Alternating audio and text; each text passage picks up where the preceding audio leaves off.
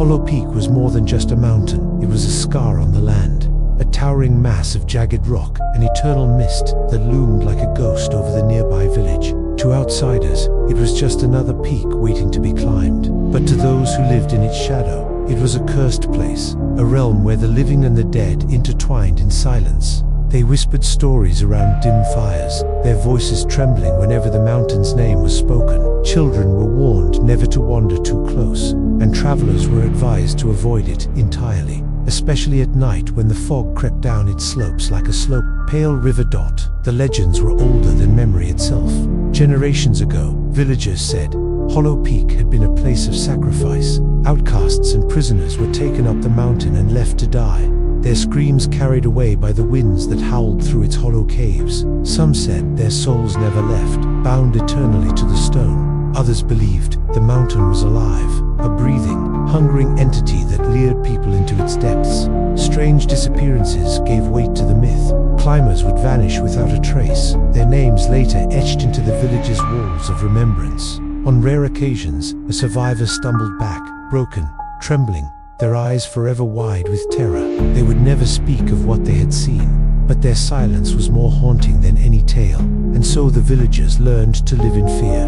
They avoided its trails, refused to hunt near its forests, and never built homes facing its direction. For them, Hollow Peak was not a challenge to be conquered, but a wound to be respected. To them, the mist was not whether it was a warning, yet for some, the curse was a temptation. For every generation, there came one who thought themselves braver, stronger, smarter than the ghosts. Some sought glory, others answers, but the mountain was patient. It always waited, and when they came, it always took them. Alina stood at the edge of the village, staring up at the looming shadow of Hollow Peak. The mist clung stubbornly to its slopes, curling in pale tendrils that seemed to reach for the sky, as if the mountain itself was alive and breathing. She had heard the stories since childhood, how the peak consumed the living, how it devoured hope and spat out despair. But Alina had never been one to bow to fear. Fear was a challenge, and challenges were meant to be broken. She was not reckless, at least not in her own mind. Alina was a climber, a seasoned adventurer who had scaled mountains across continents. She had braved blizzards in the Alps, wrestled with thin air in the Himalayas, and survived storms that would have crushed lesser climbers. To her, Hollow Peak was just another climb, another test of endurance. But deep down, she knew this journey was different. This was not about height, difficulty, or skill. This was about courage, about facing something that could not be measured in meters or maps. People in the village tried to stop her. Old women spat on the ground and muttered prayers when she announced her plan. Children stared at her with wide, terrified eyes, as though she had already been claimed by the mist. An old man, with wrinkles etched as deeply as the mountain's ridges, gripped her arm with surprising strength. "The mountain doesn't let go," he warned, his voice a gravelly whisper. "It takes what keeps you, and if you go, it will keep you too." But Alina only smiled politely, pulling her arm free. She couldn't allow herself to believe in curses, yet something unsettled her. For weeks before the climb, she had been plagued by dreams. In them, the mountain called to her, not with words, but with visions. A lantern flickering in the fog, footsteps echoing in silence, a voice familiar, broken, calling her name. She would wake drenched in sweat, her heart pounding with the sense that someone was waiting for her, that something was waiting for her. And every morning, as the sun rose over Hollow Peak, she would feel that invisible pull again, stronger than before. So she packed her gear, rope, lantern, supplies, everything she had brought on dozens of climbs before. Her hands were steady as she tightened the straps, but her chest felt heavy, as though the weight of unseen eyes pressed upon her. The villagers watched silently as she stepped onto the path that led to the mountain's base. Some shook their heads, others muttered prayers. Alina ignored them, her jaw set, her resolve hardened. She told herself this was not about proving them wrong. It was about proving something to herself, about silencing the doubts, about facing the darkness head. If Hollow Peak was cursed, she would see it with her own eyes. And if it was nothing more than rock and mist, she would leave with her pride intact. But as she walked toward the mountain, the mist seemed to part for her, curling back like a door opening. And in that moment, though she would never admit it aloud, Alina felt not like a challenger, but like a guest being welcomed home. The first steps up Hollow Peak were deceptively ordinary. The trail wound its way through a quiet forest, the ground damp with moss and fallen leaves. Elena's boots crunched softly as she walked, her breath steady, her pack secure. At first, she told herself the villagers had exaggerated, that the mountain was no different from any other she had conquered. But as the minutes stretched into hours, a gnawing unease began to grow. The silence was the first thing she noticed. In any forest, there should have been life. Birds darting through the branches, insects humming, small creatures scurrying in the underbrush. Here, there was nothing. No chirping, no rustling, no sound but the echo of her own steps. It was as if the mountain had swallowed all life, leaving only emptiness in its wake. She paused once, tilting her head to listen. Nothing. The stillness pressed against her ears until it became a kind of ringing, hollow. The word from the legends clawed at her mind. Hollow Peak. The name no longer felt like a title, it felt like a truth as she climbed higher. The trees grew twisted, their branches clawing at the sky like skeletal hands. Thick roots coiled across the trail, forcing her to step carefully. More than once, she felt as though the roots shifted slightly under her weight, like snakes stirring from slumber. Each time, her heart jumped before she forced herself to breathe, to focus, to move on. She muttered aloud just to hear a human voice, her own voice, echoing back in the vast stillness. But the echoes didn't sound right. They came back warped, as if someone else was repeating her words in a whisper. The mist began to creep in by midday. At first, it was only thin streaks between the trees, harmless and familiar, but it thickened as the trail wound upward, curling around her legs, swallowing the forest floor. Soon it reached her waist, then her shoulders, until she could barely see a few feet ahead. Her lantern flickered in her pack, and though it wasn't yet night, she pulled it free and lit it, the flame struggling against the damp air. Every now and then, she thought she saw movement in the fog, a flicker of shadow, a shape darting just out of view.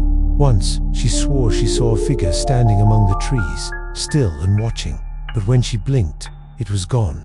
Her rational mind insisted it was imagination, a trick of the mist, the natural confusion of the senses. Still, her steps grew quicker, her breathing sharper. Hours passed, yet the path didn't seem to change. The trees remained the same twisted shapes, the rocks marked with the same cracks, the roots tangled in the same patterns. She began to feel as though she were walking in circles, though her compass assured her otherwise. Her throat tightened with frustration. She stopped, leaning against a boulder slick with damp moss, and whispered to herself, "It's just a mountain, just a mountain." But even as the words left her lips, she felt the air shift colder, heavier. The mist curled closer, brushing her face like icy fingers. And somewhere, faint and distant, she heard it, a low sigh, almost human. The mountain was no longer just stone beneath her boots. It was awake. By the time the sun sank behind the jagged ridges, Hollow Peak was already wrapped in a suffocating shroud of mist. It was not the kind of fog Alina had faced in other climbs, fleeting and light, burned away easily by morning sun. No, this mist was alive. It clung to her clothes, soaked into her skin, and moved like water around her ankles, swirling with purpose. She could no longer tell where the trail ended or where the forest began. Her lantern cast a trembling circle of light, but beyond that circle, the fog seemed impenetrable, a wall of pale grey pressing inward. At first, the silence remained. She walked cautiously, each step deliberate, her breath echoing unnaturally loud. Then, without warning, the silence broke. A whispered dot so faint at first, Alina thought it was her imagination. The sound was thin, almost like the breeze slipping through the trees, but it carried weight, intention. She froze, straining her ears, her heart slamming against her ribs. The whisper came again, clearer now, a voice low and trembling. Turned back, her blood ran cold. She spun, her lantern sweeping through the fog, but there was no one there, just grey. Endless grey. Her throat tightened, but she forced herself to steady her breath. "It's the wind," she whispered to herself, though she didn't believe it. Then came another voice, this one different, urgent, desperate. "Leave this place." Alina stumbled backward, her boots scraping against loose stone. Her instincts screamed to run, but there was nowhere to go. The mist had swallowed the path behind her, erasing any sign of where she had come from. She was trapped in an ocean of grey, her tiny lantern the only anchor against the encroaching dark. The voices grew louder, dozens now, layered over one another, some pleading, some warning, some whispering her name, Elena. The way they spoke, it chilled her to her core. It was not the sound of strangers. These voices carried a familiarity she could not explain, as though they belonged to people she had once known, people she had lost. Her pulse quickened. Her skin prickled as if unseen eyes were fixed on her from every direction. "Stop!" she screamed into the mist, her voice breaking. The echoes returned to her almost instantly, but not as her own. The echoes came back, distorted, mocking, warped, each syllable stretched until it sounded inhuman. Her name bounced back to her in a chorus of voices, all overlapping. Elena, Elena. Her legs threatened to buckle. She wanted to collapse, to curl into herself, but she knew she couldn't. If she showed weakness, if she gave in, she feared the mountain would consume her in that instant. So she forced her body forward, one trembling step at a time, whispering through gritted teeth, "Just a mountain, just a mountain." But even as she said the words, she knew she was lying. Hollow Peak was not just a mountain. It was listening, it was speaking, and it wanted her to hear. The fog thickened until it felt like a second skin. Elena pushed forward blindly, her lantern shaking in her hand, every step echoing against the damp silence. She didn't know how long she had been walking when she saw it, a faint shape looming in the mist. At first, she thought it was another trick of her eyes, one of the countless shadows that teased her vision. But as she crept closer, the shape grew clearer. It wasn't a shadow, it was something real. Her breath caught when the light fell on it. A campsite, tensed, torn and rotting, sagged against the weight of years. Their fabric hung in shreds, flapping faintly as if stirred by invisible hands. Sleeping bags lay scattered, their stuffing spilling out like entrails. A rusted lantern sat upright on a tree stump, as though someone had placed it there only yesterday, yet its glass was cracked, its metal eaten by time. Ropes and climbing gear lay abandoned on the ground, tangled and broken. Elena's pulse thundered in her ears. She had heard the stories, of course. Everyone had groups of climbers who had set out full of bravado, only to vanish without a trace. But here was proof. This was no myth, no whispered tale to scare children. They had been real, they had been here, and something had taken them. She crouched to examine the debris, her lantern casting long shadows across the ruined camp. A water canteen still lay half full, the liquid inside dark and stale. A journal, its pages yellowed and curling, sat open beneath a stone as if left behind in a hurry. Elena reached for it, her fingers trembling as she flipped through the pages. Most was smeared, the ink blurred by moisture, but a few words remained, legible, scrawled in frantic handwriting. The voices, they follow us. Do not answer when it calls your name. It waits in the fog. Her stomach turned cold. The last entry was nothing but a jagged line of ink, as though the writer's hand had been yanked violently away mid-sentence. She dropped the journal as a sudden gust rattled the tents, making the shredded fabric writhe like living things. Then she saw it, a footprint in the mud, half-faded but fresh, too fresh. The edges hadn't had time to soften, the soil still damp where it had been pressed down, and it wasn't hers. She had not stepped there. Her heart slammed into her chest. Someone or something had been here recently, watching, waiting. She rose slowly, her lantern trembling. The silence around her grew heavier, thicker, as though the mountain itself was holding its breath. Then, from deep within the fog, she heard it again, a whisper, closer this time, more distinct. Elena. The sound was not distant anymore, it was behind her. Elena froze. The whisper of her name hung in the damp air, so close it might have been breathed against her ear. Her lantern shook violently in her grip, its flames sputtering as if it too had been startled. She spun around, the light cutting jagged paths through the suffocating fog. But there was nothing there, nothing but the shifting mist and the skeletal outline of the ruined campsite. Her breath came fast, fogging in front of her face. She told herself it was just her imagination, the loneliness of the mountain playing tricks on her mind. But even as the thought passed through her head, her instincts screamed otherwise. She wasn't alone. Something was watching. Then, movement dot at the edge of the lantern's glow. The fog rippled unnaturally, curling inwards as though something solid moved through it. Elena's throat tightened. Slowly, shapes began to take form. Faint at first, then darker, bolder, until figures emerged from the mist itself.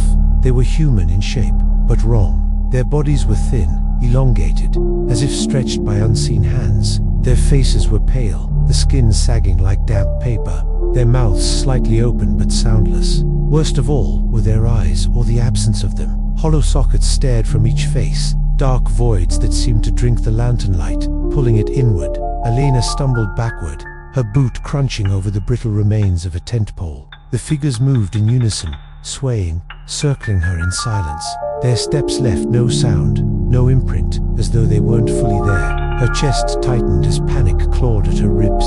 She wanted to run, but her legs felt rooted to the ground, as if the mountain itself had claimed her. One of the figures tilted its head unnaturally, like a broken marionette, and stepped closer.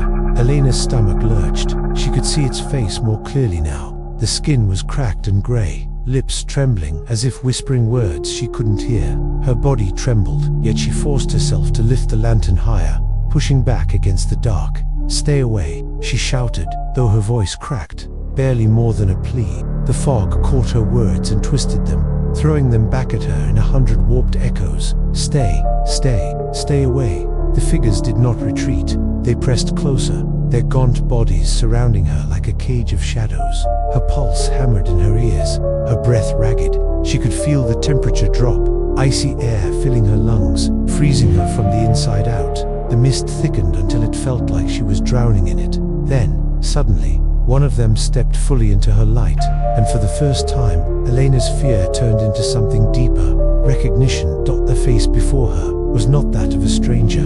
It was someone she knew. Elena's breath caught in her throat. The figure standing before her was no stranger, no nameless ghost conjured by the mist. She knew that face, though pale, cracked, and hollow-eyed.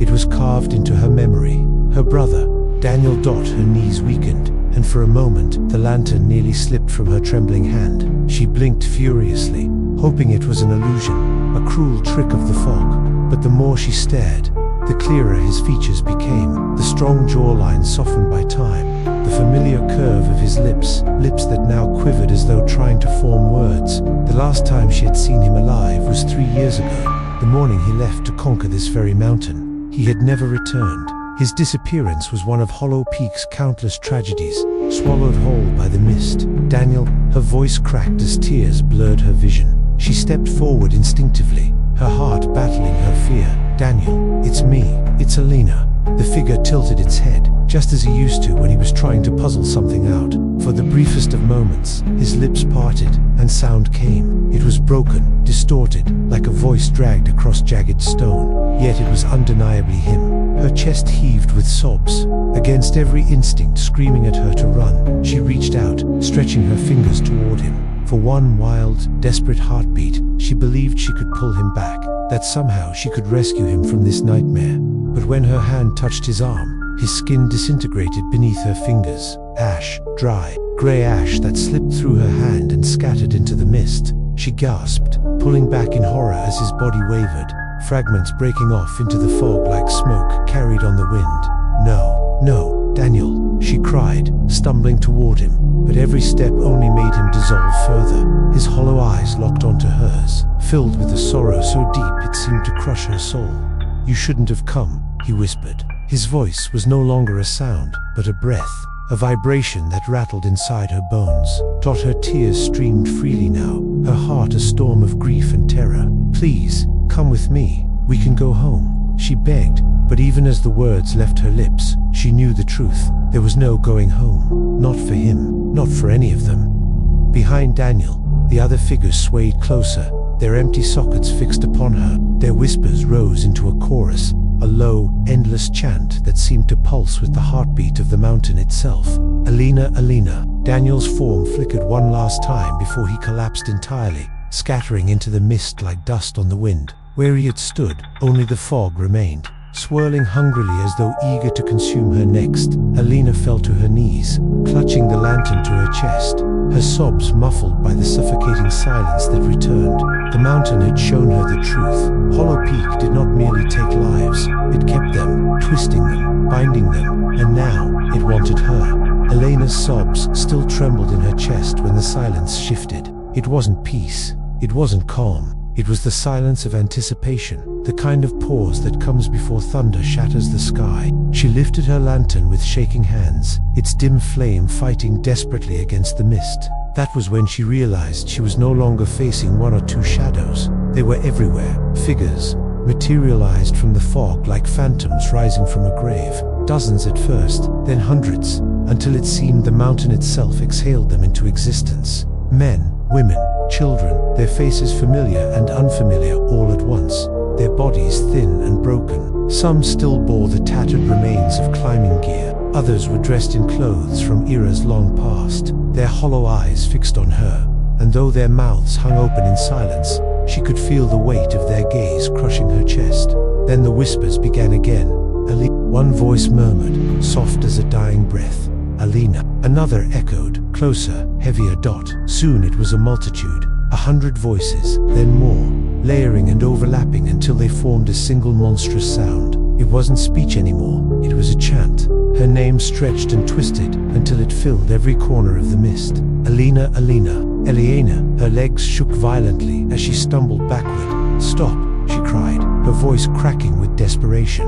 "Stop saying my name." But the chorus only grew louder, each whisper crawling beneath her skin, worming its way into her mind. She covered her ears, but it didn't matter. The sound was inside her head, vibrating against her skull. Her brother's voice joined the chant now, distinct within the sea of whispers. His tone was mournful, pleading, as if begging her to follow. Tears streamed down her face as her heart warred between grief and terror. The voices didn't just want to frighten her, they wanted her to belong to them, to step willingly into the embrace of the fog. The crowd of spirits began to move, their swaying bodies forming a circle around her. Slowly, rhythmically, they closed the space. The air grew colder, the mist thicker, until her lantern light seemed to dim under their presence. Elena's lungs burned as the air thinned, every breath a shallow gasp. The ground beneath her feet trembled faintly, as though the mountain itself was breathing. She felt it in her bones, in the rhythm of the whispers that pulsed like a heartbeat. The realization struck her like lightning. The voices were not separate, they were one. They were the mountain. Her knees buckled, but she forced herself to stay standing. "You won't have me," she screamed, her voice breaking against the endless chant. But even as the words left her mouth, she knew they rang hollow. The mountain did not need her permission. It had already chosen her. The circle tightened, and with each step the figures took, the whispers grew louder, rising to a deafening crescendo. It was not a chant anymore. It was a command. "Alina, come." The lantern's flame sputtered, as if struggling for life, its weak glow trembling against the weight of the mist. Alina clutched it to her chest, her knuckles bone white, as though sheer will could keep the fire alive. But deep down, she knew it was only a matter of time. The voices surged around her in waves, their endless chant vibrating through the fog, through her bones, through her very soul. The circle of figures tightened, their hollow eyes glistened with an unnatural light, reflecting the flicker of her lantern like glass filled with ink. She turned frantically, seeking an opening, a path, any way out, but every direction was blocked. The mountain had closed in on her. The ground trembled again, stronger this time. Stones tumbled down the slope behind her. It felt less like an earthquake and more like a heartbeat, each pulse syncing with the chorus of whispers. Her breath came shallow, ragged, each inhale burning her lungs as if the air itself was turning against her. The voices rose in unison now, no longer fragmented but one colossal sound, a single will. It was not a plea, it was not a warning, it was a summons. She raised her lantern higher, her arm shaking violently. "Stay back," she screamed, her voice raw, but her words vanished into the fog like drops of water into the sea. The figures did not falter. They pressed closer, their pale forms swaying in rhythm with the chant. Then it happened. With a sharp hiss, the lantern flickered once, twice, then died. The flame choked into smoke, plunging her into absolute darkness. Alina gasped, her chest seizing with terror. The sudden absence of light was more suffocating than any fog, more terrifying than the whispers. It was as though the mountain had finally snuffed out her last defense. The darkness pressed in, heavy and suffocating. She waved the lantern desperately, trying to coax life back into it, but nothing came. The cold gnawed at her fingers, her breath visible only for an instant before the mist devoured it. In the pitch black, the voices transformed. They were no longer whispers, They were screams, a cacophony of anguish and rage that split the silence like tearing metal. She stumbled backward, hands clawing at the empty air, her sobs drowned in the deafening roar. The sound of her name was thunderous now, as though the entire mountain had spoken it. Her ears rang, her head pounded, and she collapsed to her knees, her palms pressed into the damp earth, trembling, as if the ground itself pulsed beneath her touch. And then she felt it, a hand, cold and clammy, closing over her wrist.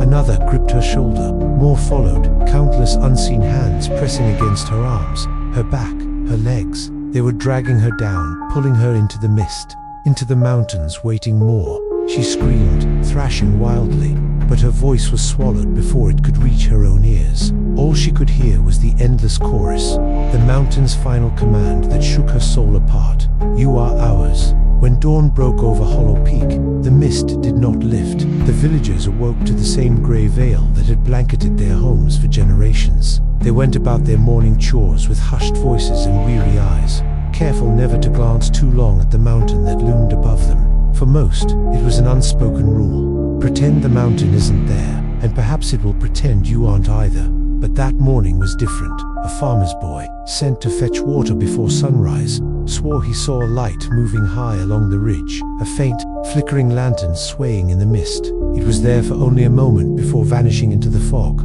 but it was enough. Whispers spread quickly through the village. Someone had gone up the mountain again, and they had not come back down. The villagers didn't speak Elena's name aloud. They didn't have to. They had seen her determination, her proud steps as she set out toward Hollow Peak. They had seen the fire in her eyes, the kind that never listened to warnings, the kind that always believed it was stronger than fear. And now, they knew. The mountain had claimed her, just as it had claimed the others. Some said they could still hear her cries at night, faint, carried on the wind that rolled down from the peak. Others swore they had seen her figure wandering at the edge of the fog, her lantern glowing weakly, her voice calling out in desperation. But none dared to answer, none dared to climb.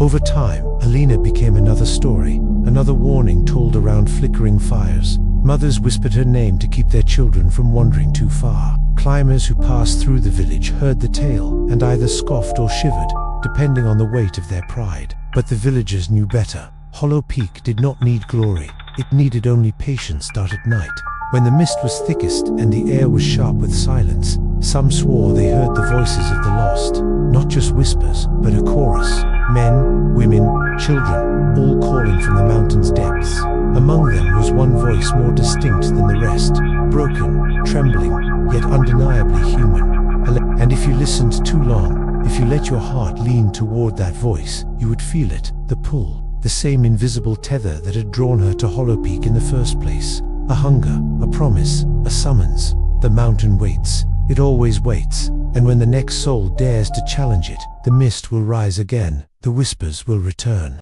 and the peak will claim what it is owed. For Hollow Peak is not a mountain, it is a graveyard that never fills.